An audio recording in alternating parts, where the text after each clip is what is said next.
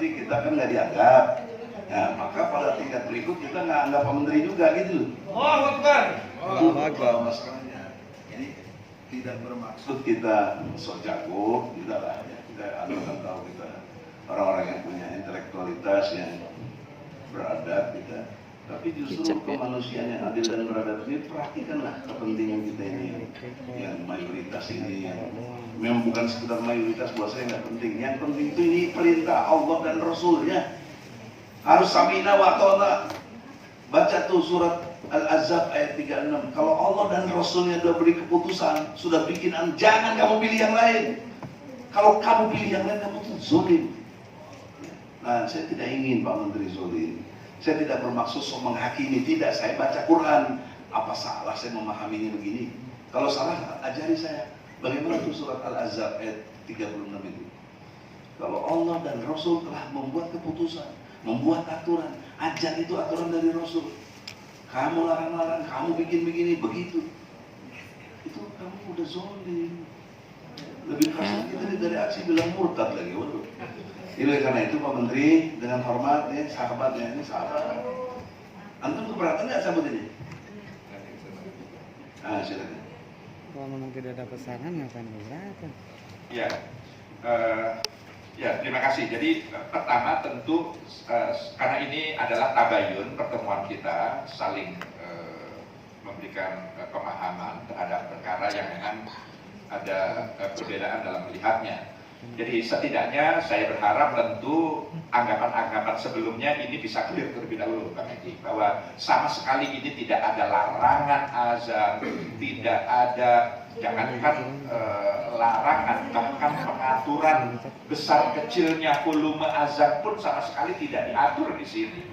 Jadi ini semata-mata terkait dengan tuntunan penggunaan pengeras suara. Nah, sekedar menanggapi Daim tadi ya, Pak Daim. Jadi yang di halaman 3.3, jadi ini kaitannya yang tidak boleh meninggikan ini, dalam kaitannya ini adalah suara doa, zikir, dan sholat. Sholat ini juga tidak semua sholat, karena kita tahu zuhur asar, itu kan tidak. Jadi sebenarnya ketentuan ini lahir dari lokakarya 2 hari yang mengawali sebelum keluarnya instruksi ini. Jadi ini juga sudah kajian tentu para ulama-ulama pada tahun 1978. Karena ada juga dulu mungkin kenapa ketentuan ini muncul, ada doa-doa yang sebenarnya doa itu hanya untuk ke dalam, tapi lalu kemudian apalagi zikir-zikir dan sholat udah yang tahu ya, doa yang dikerasin nama yang keraskan. Jadi sampai sebegitu detailnya. Jadi poinnya pertama yang ingin saya sampaikan adalah mohon tidak salah paham bahwa ini aturan atau ketentuan yang hakikatnya adalah tuntunan yang lalu kemudian menyalahi ketentuan syar'i karena ini sudah melalui lokakarya. Yang bunyinya bukan pesanan ngapain? Gitu loh. Bukan dalam waktu Kita aja. Kan jelaskan di redaksinya sih, Pak. ya, Nih, dipenuhi syarat-syarat di mana orang yang mendengarkan berada dalam kondisi untuk mendengarkan, bukan dalam waktu tidur, istirahat, sedang beribadah atau melakukan upacara. ya, enggak. Di halaman 3. Oh ya, halaman 3, maaf Pak, saya pakai halaman 4. Nah, lalu mohon dituntaskan Pak, karena di situ ada kata-kata dalam keadaan demikian dalam kurung kecuali panggilan azan. Jadi azan itu dikecualikan. Kalau azan itu tidak peduli orang mau tidur atau sudah bangun atau tetap azan itu harus ditinggikan suaranya dan ini sesuatu yang tidak bisa diperdebatkan. Tadi kan jelas sekali yang di awal saya sampaikan. Jadi di sini kaitannya adalah yang terkait dengan tadi itu ceramah-ceramah atau membaca wirid atau membaca doa-doa setelah sholat 5 waktu. Dia bisa dikeroyok sama majelis taklim nih, mama. Mungkin perlu ada pengaturan. Ya. Ya, jadi beginilah, mungkin kita waktunya bukan waktunya untuk bukan waktunya untuk ini, tapi poinnya begini. Poinnya saya ingin menjawab tadi pertanyaan Bang Egy yang kaitannya bagaimana menyikapi ini. Pertanyaan intinya adalah Kalau tidak mengikat secara hukum, mengapa kok tetap dikeluarkan? Kan itu, kan tidak ada mengikat, tidak ada sanksi dan sebagainya. Begini lagi-lagi, karena kami Indonesia ini, fungsi kami di Kementerian Agama itu adalah memfasilitasi, memenuhi kebutuhan umat beragama yang memang beragam-ragam ini. Bagi bapak-bapak, ibu sekalian yang saya muliakan, tentu tidak mempermasalahkan ini. Tapi ada sebagian tadi di awal yang saya sebutkan, tidak hanya jamaah, tapi juga takmir, sebagian takmir masjid. Itu bertanya kepada kami, Pak, bagaimana kami menggunakan pengeras suara ini? Karena di antara umat kami terjadi keragaman pandangan. Kami tentu, Kementerian Agama tidak bisa diam atau tidak boleh diam, karena hadirnya Kementerian Agama adalah memfasilitasi kebutuhan ikhwal keagamaan dan setiap warga negaranya. Jadi kami memberikan ini, itulah lalu kemudian sifatnya adalah tuntunan. Yang kami keluarkan adalah tuntunan yang sama sekali tidak mengikat. Artinya silahkan digunakan bagi yang membutuhkan. Bagi yang tidak membutuhkan, ya nggak perlu dipaksa-paksa untuk mengikuti ini, katakanlah begitu, karena tidak ada kebutuhan. Jadi itu penting kan? Kalau logikanya kepentingan dari pihak lain yang walaupun sama-sama Islam, pertanyaan terbaliknya, ini kan kepentingan kita juga tidak suka ada aturan ini. Nah, kenapa kita yang nggak suka kok nggak dianggap? Kenapa yang suka saja dianggap? Itu pertanyaan serius dari segi keadilan, tidak apalagi dari teori demokrasi yang N+1. Kalau bicara N, lebih banyak orang yang nggak suka ini. Karena apa? Turunan berikutnya, Pak Menteri, hal itu akan menimbulkan satu distorsi di masyarakatnya.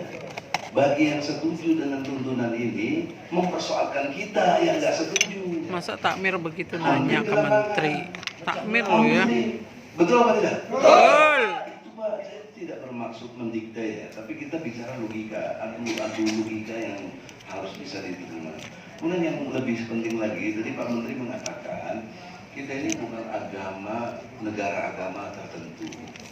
Tapi jangan lupa Pak Menteri, dasar negara Republik Indonesia adalah ketuhanan yang Maha Esa. Betul. Pasal 29 ayat 1. Dan Tuhan yang dimaksud yang Maha Esa adalah Allah. Disebut dalam mukadimah alinea ketiga Undang-Undang Dasar 45, berkat rahmat Allah dinyatakan kemerdekaan bangsa Indonesia. Nah, Allah semua tahu, semua menyadari punya hukum, namanya hukum Islam. Harusnya hukum Islam itu berlaku di negeri ini. Siapa yang memperlakukannya? Pasal 5 ayat 1 Undang-Undang Dasar 45 menjawab, Presiden memegang kekuasaan tertinggi dalam membentuk undang-undang dengan persetujuan Dewan Perwakilan Rakyat. Jadi yang harus menjalankan hukum Islam dalam perspektif dasar negara ini adalah Allah, adalah Presiden dan DPR. Dan Pak Menteri pembantu Presiden. Mestinya Pak Menteri itu sadar, antum ini Presiden di bidang agama, karena pembantu Presiden dalam Kementerian Agama. Statusnya sama dengan presiden di bidang agama. Antum harus jalankan hukum Islam. Kalau pakai dasar negara ini, jangan dibilang kita bukan negara tanpa agama. Nggak mungkin, Bapak ente dulu nggak mungkin juga kalau nggak ngerti begini menurut saya. Karena saya penjuri, kita tahu juga perjuangan negara dengan Masyumi itu. Oleh karena itu, dalam perspektif ini, janganlah kita di pelintir atau di apa. Saya tidak bermaksud juga mengatakan itu, tapi maksud saya, ini peraturan kalau memang nggak ada punya nilai, ya sudah cabut saja gitu loh. Betul, cabut ya. Jangan lagi beralasan bukan negara agama. Ini negara dasarnya Tuhan. Pasal 29 ayat 1, saya mau bisa bantah saya. Betul. Nggak ada. Tuhan yang dimaksud Allah, bukan yang lain-lain. Bukan yang lain-lain. Saya mengatakan ini udah dilaporin polisi, tapi saya mengatakan di MK, diuji secara undang-undang. Sekarang saya mengatakan di Kementerian Agama, boleh dipersoalkan. Kalau saya keliru, cuma pertanyaan saya kelirunya di mana saya? Kan tidak ada. Jadi dengan tegas, bang, pertanyaannya sekali lagi, penjelasan Pak Menteri udah clear. Ya, apa yang clear? Satu, nggak ada larangan tentang azan. Oke, bagus. Kita harus akui itu tidak ada. Tapi kita juga tidak mau ada tuntutan-tuntutan ini, gitu loh. Maka pertanyaannya, Pak Menteri keberatan nggak ini disambut? Gitu. Sederhana, jangan beralasan yang lain-lain. Nanti secara argumentasi, insya Allah pasti bisa saya bantah, gitu. Oleh karena itu dengan hormat dan segala keterpujian kita masing-masing, mohonlah sudikiranya selesai Pak Menteri dengan instruksi kepada Dirjen, udah ini nggak perlu lagi selesai. Nggak ada salahnya juga. Nah, bagi mereka yang suka, kalau nggak suka, protes juga kayak kita ke sini. Silakan datang ke sini, nggak apa-apa. Ya, tinggal dijelasin lagi, Pak Menteri. Jangan kita cuma menerima penjelasan dari yang suka dengan tuntunan ini. Kita yang nggak suka bagaimana? Cuekin. Kumaha cek sebenarnya? Nggak bisa. Harus dilayani juga sebagai rakyat, harus dilayani. Nggak bisa nggak dilayani. Dan kalau udah bicara layani sana, layani sini, maka lihatnya teori demokrasi. N+1, mana jumlahnya lebih banyak. Itu aturan main kita dalam berbangsa dan bernegara. Itu sila keempatnya, kerakyatan yang dipimpin oleh hikmah. Kebijakan dalam permusyawaratan perwakilan. Nah, sekarang kita sedang bermusyawarah. Hikmah apa yang kita dapat? Jadi yang memimpin kita itu hikmah. Dan orang yang dapat hikmah, nggak mungkin kalau nggak baca Quran dan hadis, nggak mungkin dia bisa dapat hikmah. Itulah makanya para ulama kita, orang-orang yang dapat hikmah.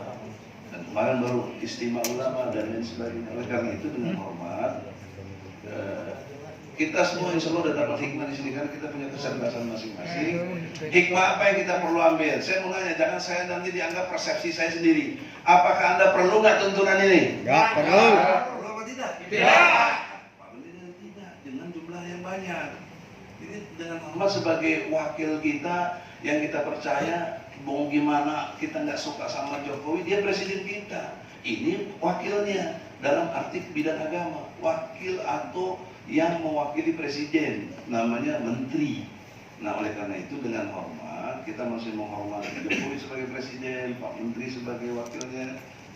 Dengan hormat kita ini dipimpin yang benar. Ini nggak mau tuntunan ini, jangan dipaksain juga dong. Nah, itu yang kita lihat. Kalau dipaksain juga ya kita ribut aja deh. Ya, nggak apa-apa, kita mau ditangkap, mau apa, kita nggak ada yang takutin yang gitu-gitu. Oleh karena itu, dalam kesempatan ini dengan hormat, kita sebelum pulang nih, kita pengen ada kata, Pak Dirjen, ini Menteri nih, tolong ini disudahi. Udah selesai, kita bubar. Ayolah. Menteri sehat, selamat. Saya kira begitu ya. Dan nggak usah terlalu lama-lama lah, capek juga ya. Assalamualaikum warahmatullahi wabarakatuh. Ya, baik, ada satu hal yang saya perlu garis bawahi dari Bang Egy tadi, keadilan. Ngeles mulu nih Menteri. Jadi kenapa yang didengar hanya satu pihak saja? Ya, lalu kemudian karena ada suara-suara seperti itu, lalu inilah yang melatar belakangi munculnya yang sudah 40 tahun yang lalu kemudian muncul lagi. Nah, bagaimana kok yang tidak memerlukan tuntunan ini tidak didengar? Ya karena baru sore ini kami mendengar keberatan ini kan baru sore ini saya mendengar ini.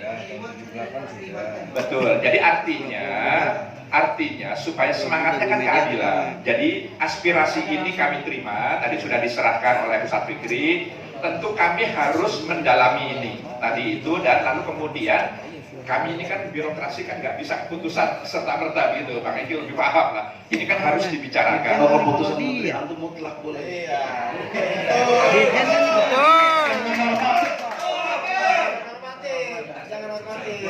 Boleh Anda itu nggak? Kalau hari ini Egy sudah ada menteri, saya perintah cabut udah. Selesai. Jawabannya?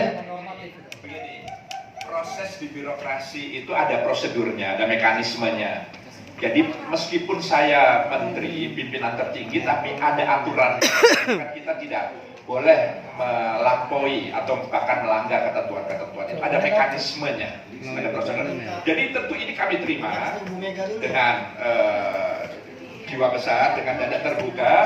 Kita perlu dalami ini sambil memusyawarahkan dengan yang lain pihak-pihak. Saya kan harus bicara juga dengan Pak Dirjen, tidak perlu bicara sekarang, tapi kan perlu saya dengar dengan beberapa pandangan. Lalu kemudian tadi itu manfaat madorotnya, ini kan yang penting harus kita timbang. Jadi karena selama ini hanya mendengar dari satu pihak, sekarang sore hari ini kami mendengar dari Bapak Ibu sekalian dari sisi yang berbeda.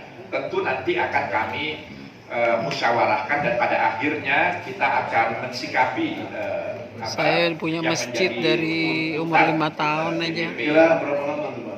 Nah, iya betul. Begini, saya untuk dipahami, saya hari Minggu ini akan ke Saudi memenuhi undangan Menteri Haji di sana sekaligus melakukan evaluasi haji dengan pemerintah Saudi Arabia. Jadi saya minggu depan 1 minggu penuh itu ada di Saudi, baru kembali minggu berikutnya. Jadi What? secepatnya setelah itu kita akan Komunikasi by phone aja, video call. Kurang lebih 2 minggu ya. Ya. Ya udah kita sabar, kurang sabar. Sabar Ini salah saya. lagi. Asal keputusan akhirnya memang dicabut. Kalau udah nunggu 2 minggu terus nggak dicabut ya mendingan sekarang aja kita ribut gitu loh. Nggak usah nunggu 2 minggu. Ayo ribut. Itu logikanya. Betul apa tidak? Betul. Betul.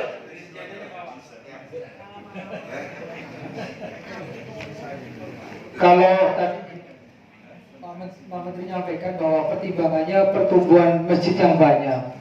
Kalau kita tahu di Indonesia itu menurut Pak Yusuf Kala sebagai Ketua DMI waktu itu menyampaikan justru gereja-gereja ini yang tumbuhnya hampir 300%. Kenapa tidak dibuat aturan untuk gereja-gereja itu yang sekarang hampir di perumahan-perumahan itu buat macet dengan parkirnya itu. Tolong itu diperhatikan juga untuk kita semua. Terima kasih.